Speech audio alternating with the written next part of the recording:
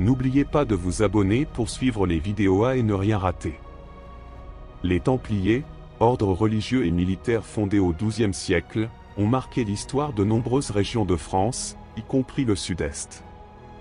La ville de Billotte, située près de la Côte d'Azur dans les Alpes-Maritimes, a une histoire intrigante qui pourrait évoquer des liens avec les Templiers.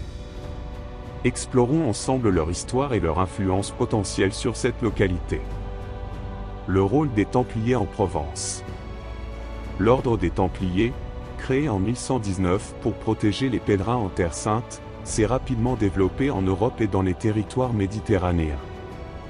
La Provence, en raison de sa proximité avec les ports d'embarquement vers l'Orient et de son rôle stratégique, est devenue une région clé pour les Templiers. Ceux-ci y ont établi des commanderies, qui servaient de base pour gérer leurs vastes propriétés agricoles, recueillir des fonds, et héberger les frères de passage. Billotte au Moyen Âge. Billotte, aujourd'hui connue pour son artisanat de verre, possède une histoire médiévale riche. La ville a été profondément marquée par des épisodes de guerre, de peste et de repeuplement. Après la dépopulation causée par la peste noire au XIVe siècle, Billotte a été réoccupée en 1470 par une communauté venant de Ligurie, ce qui a redynamisé son économie et sa culture. Bien que les archives historiques ne mentionnent pas explicitement de commanderie templière à Billotte, la région environnante, comme d'autres parties de Provence, abritait des terres administrées par les ordres religieux et militaires, y compris les hospitaliers de Saint-Jean de Jérusalem, successeurs des Templiers après leur dissolution en 1312. Templiers à Billotte, mythe ou réalité? Les Templiers sont souvent entourés de mystères et de légendes. À Billotte, certains éléments architecturaux ou toponymiques, comme des symboles sur des bâtiments anciens ou des récits locaux, pourraient alimenter des hypothèses sur leur passage ou leur influence. Cependant, aucune preuve tangible ne permet d'affirmer que les Templiers ont occupé la ville directement. Héritage culturel et historique. Même si l'histoire des Templiers à Billotte reste incertaine, leur héritage dans la région est indéniable. Leur contribution au développement agricole, à la protection des routes, et à la diffusion des techniques architecturales et agricoles se retrouve dans les traditions locales. Billotte, comme beaucoup de villes provençales, bénéficie de cet héritage diffus, qui continue de fasciner les historiens et les amateurs de mystères médiévaux. L'architecture locale de Billotte et son lien potentiel avec les Templiers. L'architecture de Billotte, comme beaucoup de villages médiévaux de Provence, reflète un riche mélange d'influences culturelles et historiques. Bien que la présence directe des Templiers à Billotte reste hypothétique, certains éléments architecturaux et symboliques intrigants méritent d'être examinés dans le cadre des légendes locales. Les caractéristiques architecturales médiévales de Billotte.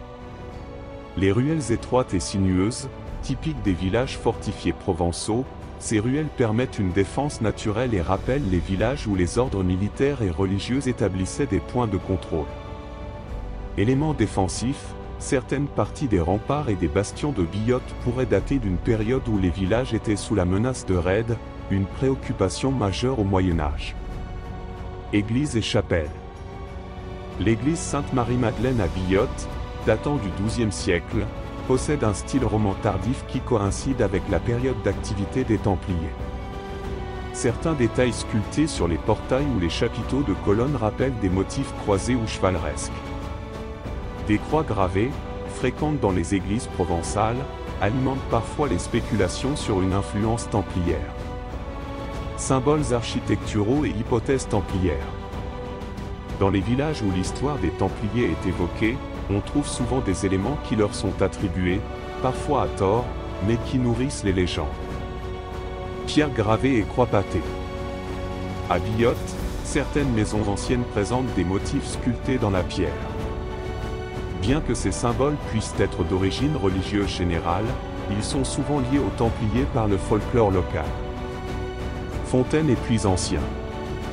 Les Templiers avaient une expertise reconnue en matière de gestion de l'eau. Certains puits et fontaines de Billotte, encore visibles dans le village, pourraient être associés à des techniques employées par les ordres militaires. Les légendes templières autour de Billotte. Les récits populaires amplifient souvent la fascination pour les Templiers. Dans le cas de Biot et de ses environs, voici quelques légendes qui persistent. Un trésor caché, une des légendes les plus répandues autour des Templiers est celle de leur trésor. On raconte que des Templiers en fuite après la dissolution de leur ordre auraient pu cacher des richesses ou des manuscrits précieux dans des villages reculés comme Biot. Des grottes et souterrains locaux alimentent cette légende. Les Templiers protecteurs, une autre légende prétend que les Templiers auraient protégé Biot ou ses environs lors de raids sarrasins au Moyen Âge. Bien que cela ne repose pas sur des preuves historiques solides, ces récits illustrent leur réputation de défenseurs. Un réseau souterrain. On murmure parfois que Biot, comme d'autres villages provençaux, disposerait de passages secrets ou souterrains qui auraient pu être utilisés par les Templiers pour se cacher ou pour transporter des objets sacrés. L'héritage templier dans les traditions locales. Même si la présence des Templiers à Biot reste légendaire, leur aura a marqué les imaginaires. Fêtes médiévales. Certaines festivités ou marchés médiévaux mettent en scène des chevaliers, des croix pâtées et des récits inspirés des ordres religieux militaires. Artisanat. La verrerie de Biot, bien qu'apparue plus tardivement, perpétue une tradition d'excellence artisanale qui pourrait être associée, dans l'esprit collectif, à l'ingéniosité des Templiers. Explorer d'autres liens historiques. Biot et la Provence médiévale. Biot et sa région regorgent d'histoires fascinantes, qui mêlent souvent faits historiques, traditions locales et légendes. Voici un élargissement des perspectives historiques, mettant en lumière les influences templières, hospitalières et d'autres événements marquants qui ont façonné la Provence médiévale. Les ordres militaires en Provence. Templiers et hospitaliers. Après la dissolution des Templiers en 1312, leurs propriétés et terres furent souvent transférées aux hospitaliers de l'ordre de Saint-Jean de Jérusalem, leurs successeurs. Voici quelques points d'intérêt liés aux ordres militaires dans les environs de Biot. La commanderie de Saint-Laurent-du-Var. Située à proximité de Biot, cette commanderie, autrefois gérée par les hospitaliers, témoigne de la présence durable des ordres militaires dans la région. Elle servait à collecter des fonds, gérer les terres agricoles et offrir un lieu d'hébergement aux voyageurs. Grasse et les Templiers. La ville voisine de Grasse, connue pour son industrie du parfum, abrite également des vestiges associés aux Templiers. Une chapelle templière aurait existé dans cette ville, bien que peu de traces en subsistent. Saint-Raphaël et le départ vers la Terre Sainte. Plus loin, le port de Saint-Raphaël servait souvent de point d'embarquement pour les Templiers en route vers la Terre Sainte.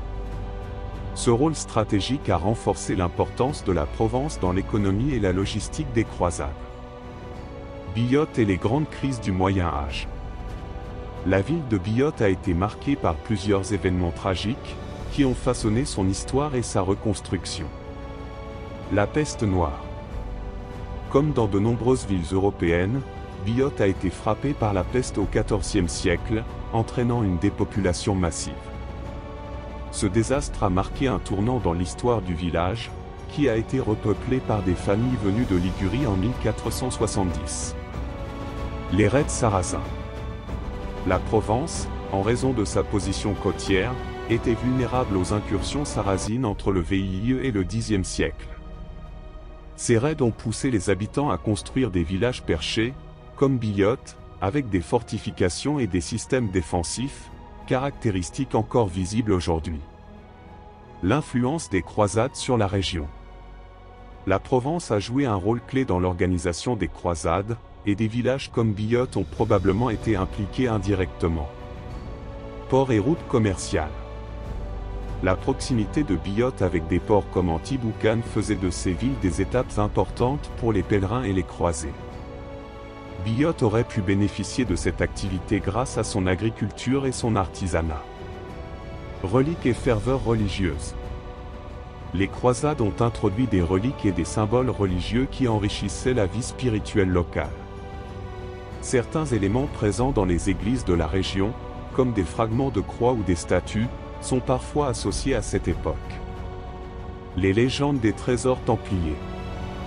Outre Billotte, plusieurs sites proches sont liés au mythe sur des trésors templiers cachés. La commanderie de Ruhou, près de Draguignan. Ce site est l'un des plus célèbres de Provence, avec des rumeurs persistantes sur un trésor dissimulé. Le plateau de Valençol. Un lieu mystique, souvent associé aux Templiers et à des légendes mystérieuses. Héritage culturel et architecturaux. Les influences médiévales restent visibles dans l'artisanat et les traditions locales. L'artisanat verrier de Billotte. Bien que son âge d'or date de la Renaissance, l'art du verre s'inspire souvent de traditions plus anciennes liées au savoir-faire des ordres religieux. Les marchés médiévaux. Ces événements, toujours populaires en Provence, recréent l'atmosphère des foires du Moyen-Âge, où Billotte jouait un rôle de relais commercial. Lien avec d'autres villages perchés. Billotte partage des caractéristiques avec d'autres villages perchés de la région, notamment Saint-Paul-de-Vence. Un autre village médiéval proche, avec ses remparts bien préservés et ses influences croisées entre histoire religieuse et militaire. Èze.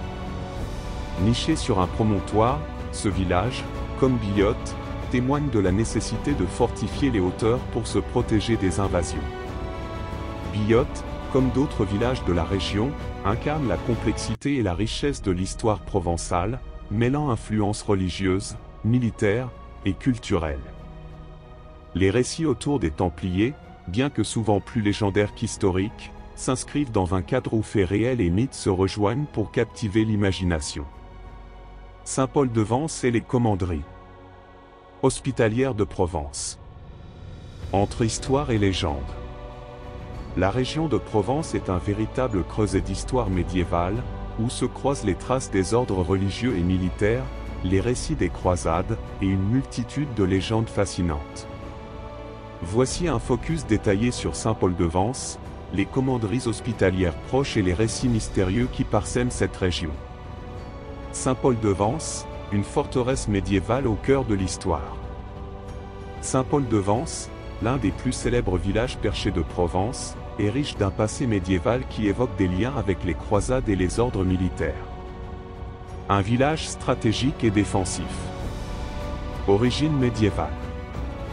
Saint-Paul-de-Vence, situé sur une colline, a été fortifié au XIVe siècle pour défendre ses habitants contre les invasions étrangères et les guerres locales. Ces remparts, encore intacts, témoignent de cette époque troublée. Le rôle des ordres militaires. Bien que Saint-Paul-de-Vence ne soit pas directement lié aux Templiers ou aux Hospitaliers, il faisait partie d'un réseau de villages stratégiques dans la région, contribuant à la protection des routes commerciales et des pèlerins. Architecture médiévale et éléments mystiques. L'église collégiale de la Conversion de Saint-Paul. Fondée au XIIe siècle, cette église témoigne des influences religieuses croisées, avec des éléments romans et gothiques. Certaines légendes locales parlent de reliques qui auraient été ramenées des croisades. Symboles cachés.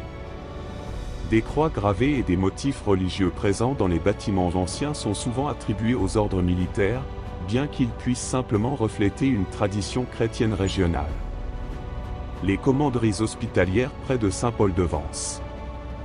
Les hospitaliers de Saint-Jean de Jérusalem, successeurs des Templiers, ont laissé un héritage important en Provence. Voici quelques sites proches de Saint-Paul-de-Vence. La commanderie de Saint-Laurent-du-Var.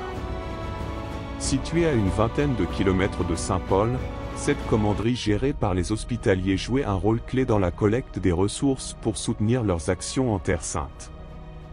Les ruines et les documents historiques suggèrent une organisation agricole efficace, mêlée à des pratiques caritatives pour aider les pèlerins. La commanderie de Puy-Moisson. Un peu plus éloignée, cette commanderie était un point central pour les hospitaliers en Provence. Elle servait de lieu de repos et de protection pour les voyageurs, mais aussi de base pour la gestion des terres agricoles. Le prieuré de Saint-Jean à Grasse. Grasse, à proximité de Saint-Paul-de-Vence, abritait un prieuré affilié aux hospitaliers. Des vestiges de cette présence peuvent être explorés dans certains quartiers anciens de la ville. Les légendes croisées de Provence. La richesse historique de la Provence a donné naissance à de nombreuses légendes, où faits réels et imaginaires s'entrelacent. Les trésors cachés des Templiers. Une légende persistante en Provence affirme que les Templiers, pour échapper à la répression du roi Philippe le Bel, auraient caché un trésor dans des villages reculés, comme Saint-Paul-de-Vence ou les commanderies proches. Des grottes autour de la région sont parfois explorées par des amateurs d'histoire à la recherche de ces mystères enfouis. Les reliques sacrées.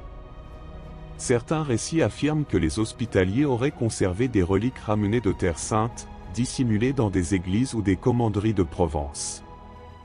À Saint-Paul-de-Vence, des objets religieux anciens sont parfois attribués à ces légendes. Les souterrains secrets.